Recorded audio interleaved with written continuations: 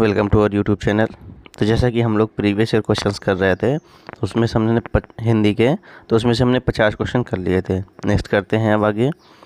कंठ महाप्राण घोष व्यंजन वर्ण का उदाहरण कौन सा है? तो जो घा होता है वो कंठ महाप्राण घोष व्यंजन वर्ण का उदाहरण हो जाएगा। तो इसका ऑप्शन नंबर सी है वो सही हो जाएगा। नेक्स्ट क्वेश्चन, निम्नलिखित में से कौन सा व्यंजन अघोष है? तो जो खा है वो अघोष व्यंजन होगा। ये पहले भी बताया जा चुका है कि कौन सा व्यंजन सघोष होता है और कौन सा व्यंजन अघोष होता है। प्रत्येक वर्ग का तीसरा, चौथा, पांचवा वर्ण सारे स्वर यारा लावा, सा, हा, यारा लावा और हा सघोष वर्ण है। प्रत्येक वर्ग का प्रथम द्वितीय वर्ण अघोष वर्ण है। नेक्स्ट क्वेश्चन, हिंदी वर्णमाला में व्यंजन वर्णों की संख्या कितनी है? हिंदी वर्णमाला में 33 व्यंजन वर्ण हैं। स्वर 11, अयोगवा 2, द्विगुण 2, संयुक्त 4 होते हैं। नेक्स्ट क्वेश्चन, कंठ अल्पप्राण व्यंजन वर्ण का उदाहरण कौन सा है? तो ऑप्शन नंबर डी सही हो जाएगा। ये कंठ अल्पप्राण व्यंजन वर्ण का उदाहरण होगा। ये पोस्ट व्यंजन वर्ण का उदाहरण है और ता है वो उसका उच्चारण स्थान दंत है। नेक्स्ट क्वेश्चन, ज्ञा वर्ण किन वर्णों के संयोग से बना है? तो पहले भी संयुक्त अक्षर बताए जा चुके हैं। चूँकि ज्ञा संयुक्त अक्षर है जो जा और इया से बना है, आधा जा और इया, तो ए नंबर ऑप्शन सही होगा इसका। नेक्स्ट क्वेश्चन, जिस स्वर के उच्चारण में 2 मात्राएं लगती हैं उसे क्या कहते हैं? तो जिस स्वर के उच्चारण में 2 मात्राएं लगती हैं उसे गुरु स्वर कहते हैं। ऑप्शन नंबर सी सही हो जाएगा इसका। नेक्स्ट क्वेश्चन, स्पर्श वर्णों की संख्या कितनी है? तो स्पर्श वर्णों की संख्या 25 है। स्पर्श वर्ण कौन से होते हैं? हिंदी वर्णमाला के ऐसे वर्ण जिनका उच्चारण कंठ, तालु और दंत आदि के स्पर्श से किया जाता है स्पर्श वर्ण कहलाते हैं। नेक्स्ट क्वेश्चन, इनमें से किसके बिना कोई व्यंजन उच्चारित नहीं किया जा सकता? सबको पता है स्वर के बिना कोई व्यंजन उच्चारित नहीं किया जा सकता, तो इसका ऑप्शन नंबर ए सही हो जाएगा। स्वर के बिना कोई व्यंजन उच्चारित नहीं किया जा सकता। नेक्स्ट क्वेश्चन, प्रयत्न के आधार पर ला किस प्रकार की ध्वनि है? तो प्रयत्न के आधार पर जो ला होती है वो पार्श्विक ध्वनि होती है। प्रयत्न के आधार पर उच्छिप्त ध्वनि कौन सी हैं? अंगा, डा। संघर्षी ध्वनि कौन सी हैं? सा, खे, शौ, हा। और प्रकंपित या लुंठित ध्वनि कौन सी है? रा। और अर्धस्वर कौन से होते हैं? या और वा। नेक्स्ट क्वेश्चन, इनमें से किसका उच्चारण स्थान कंठ है? तो सबको पता है गा का उच्चारण स्थान कंठ से होगा। ता का उच्चारण स्थान दंत से, पा का स्थान ओष्ठ से और चा तालव्य से बोला जाता है, तो इसलिए इसका ऑप्शन नंबर बी सही हो जाएगा, गा। नेक्स्ट क्वेश्चन, तालव्य महाप्राण घोष व्यंजन वर्ण का उदाहरण कौन सा है? ये जो महाप्राण और घोष, सघोष, अल्पप्राण, इसका एक्सप्लेनेशन बहुत बार दिया जा चुका है, तो इसलिए ऑप्शन नंबर सी सही होगा इसका। झा तालव्य महाप्राण घोष व्यंजन वर्ण का उदाहरण है।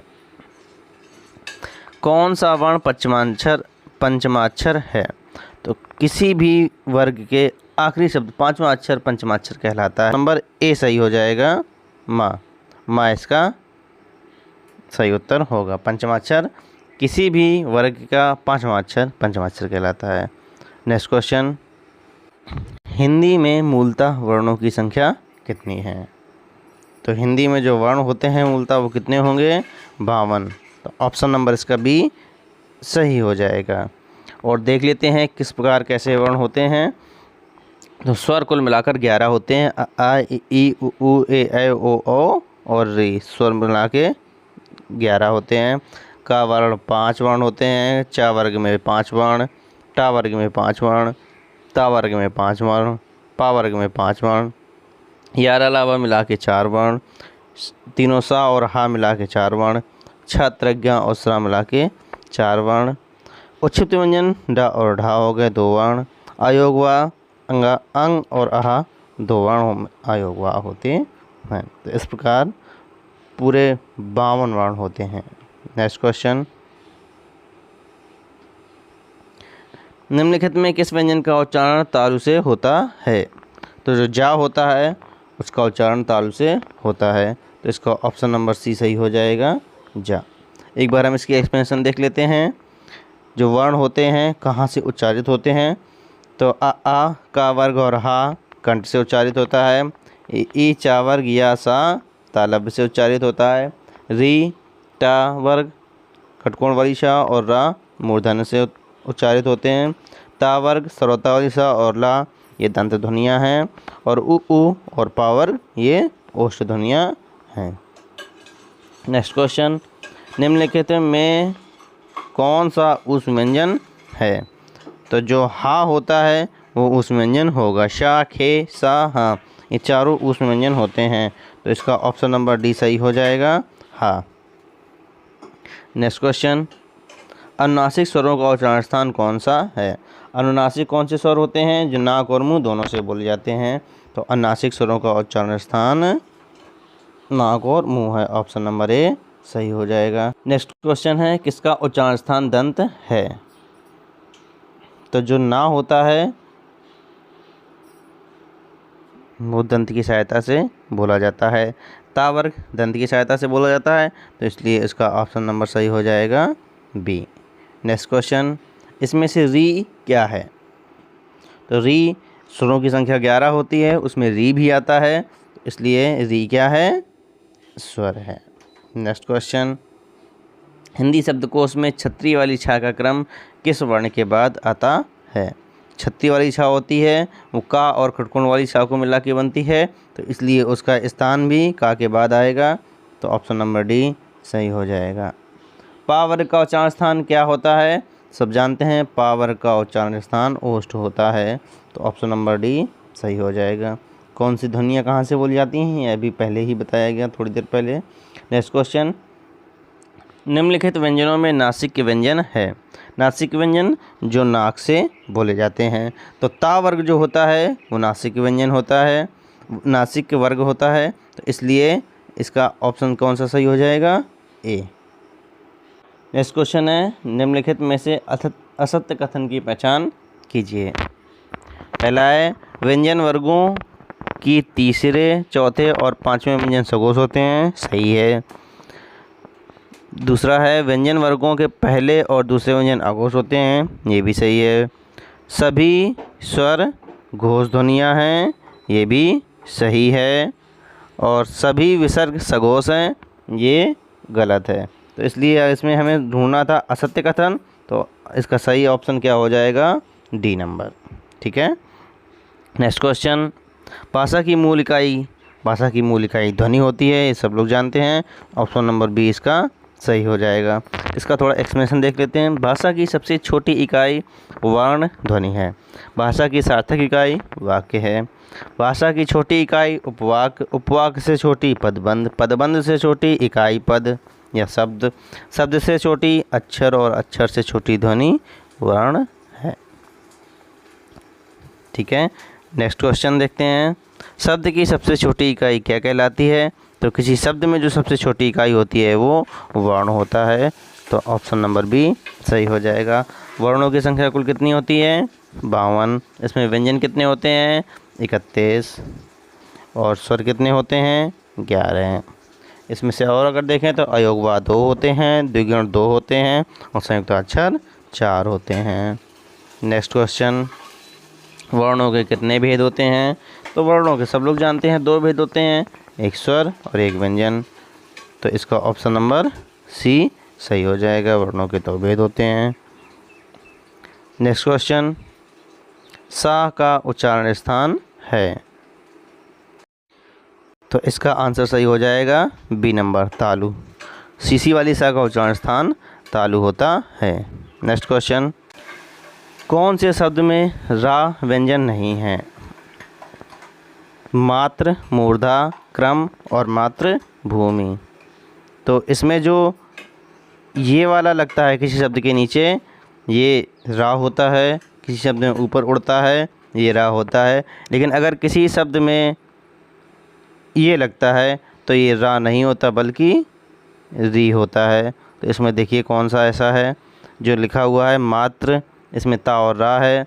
मूर्धा, इसमें रा और धा है। क्रम, इसमें का और रा और मा है। लेकिन मातृभूमि में जो ता के नीचे ऐसे लगा हुआ है वो रा नहीं री है, तो इसलिए इसका ऑप्शन नंबर डी सही हो जाएगा, मातृभूमि। नेक्स्ट क्वेश्चन, कौन सा व्यंजन नासिका द्वारा उच्चारित होता है? तो जो अड़ा होता है वो नासिका द्वारा उच्चारित होता है। नेक्स्ट क्वेश्चन, स्वर रहित व्यंजन जब स्वर सहित व्यंजन से मिलता है तब क्या कहलाता है? तो जब स्वर रहित व्यंजन स्वर सहित व्यंजन से मिलता है तो संयुक्त अक्षर बनता है, तो इसका ऑप्शन नंबर ए सही हो जाएगा, संयुक्त अक्षर। नेक्स्ट क्वेश्चन, निम्न में तालव्य ध्वनि है, तो तालव्य ध्वनि कौन सी होगी? तो जो सीसी वाली सा होती है वो तालु से बोली जाती है, तो तालव्य ध्वनि होगी सा, सी नंबर ऑप्शन सही होगा। निम्न में से कौन सा वर्ण अघोष है? का, गा, घा और जा।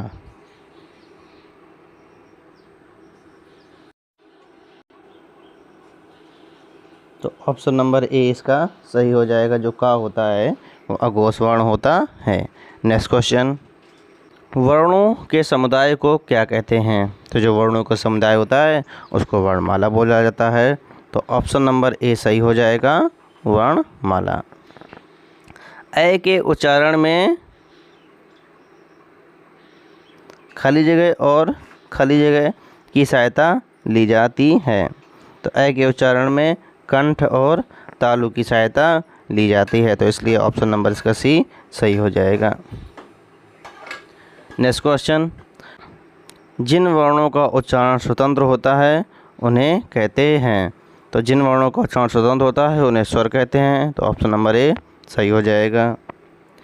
नेक्स्ट क्वेश्चन, ढा वर्ण का उच्चारण स्थान खाली जगह और वर्ग खाली जगह है, रिक्त स्थान हेतु सही विकल्प चुनें। तो ढा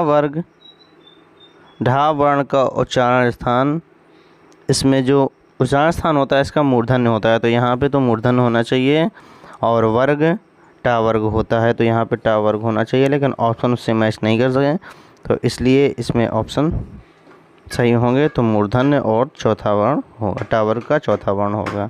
ठीक है। नेक्स्ट क्वेश्चन, हिंदी वर्णमाला में स्वरों की संख्या है? तो सब लोग जानते हैं हिंदी वर्णमाला में स्वरों की संख्या 11 है, तो इसका ऑप्शन नंबर ए सही हो जाएगा। नेक्स्ट क्वेश्चन, वर्णमाला का कौन सा अक्षर पुल्लिंग नहीं है? तो जो बड़ी ई की मात्रा होती है और छोटी ई की मात्रा होती है ये पुल्लिंग नहीं है, ये कौन से किस में आती हैं? स्त्रीलिंग में, तो ऑप्शन नंबर सी सही हो जाएगा, ई और ई। नेक्स्ट क्वेश्चन, चा वर्ग ध्वनियाँ किस वर्ग में आती हैं? तो चा वर्ग होता है वो तालव्य से बोला जाता है, तो चा वर्ग की ध्वनियाँ तालव्य में आती हैं। नेक्स्ट क्वेश्चन, दा प्लस आ प्लस का प्लस सा प्लस आ, ये जोड़ने पर क्या होगा? तो देखिए पहले ही बताया गया है, का और सा मिला के छा बनता है छतरी वाला, तो इसका ऑप्शन नंबर ए सही हो जाएगा, दक्ष। नेक्स्ट क्वेश्चन,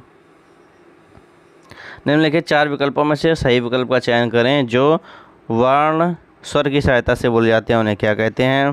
तो जो वर्ण स्वर की सहायता से बोले जाते हैं वो व्यंजन कहलाते हैं, तो ऑप्शन नंबर बी सही हो जाएगा। नेक्स्ट क्वेश्चन, व्यंजन को स्वर रहित दिखाने के लिए किस चिन्ह का उपयोग किया जाता है? तो अगर व्यंजन को स्वर रहित दिखाना है तो हलंत का उपयोग करते हैं, तो ऑप्शन नंबर सी सही हो जाएगा। और लास्ट क्वेश्चन, निम्नलिखित में से कौन से शब्द में री की मात्रा का उपयोग हुआ है? तो जो री की मात्रा है, इससे पहले भी क्वेश्चन आया था तो बताया गया था कि जो री की मात्रा होती है वो किसी वर्ग में नीचे लगती है ऐसे, तो इसमें जो डी नंबर ऑप्शन सही है, वृष्टि, इसमें री की मात्रा का उपयोग हुआ है, तो ऑप्शन नंबर डी सही हो जाएगा। तो हम लोगों ने वर्णमाला से संबंधित जितने भी प्रीवियस ईयर क्वेश्चन थे वो पूरे कर लिए। अगले दिन नए टॉपिक के साथ नए प्रीवियस ईयर क्वेश्चन। ठीक है, थैंक यू।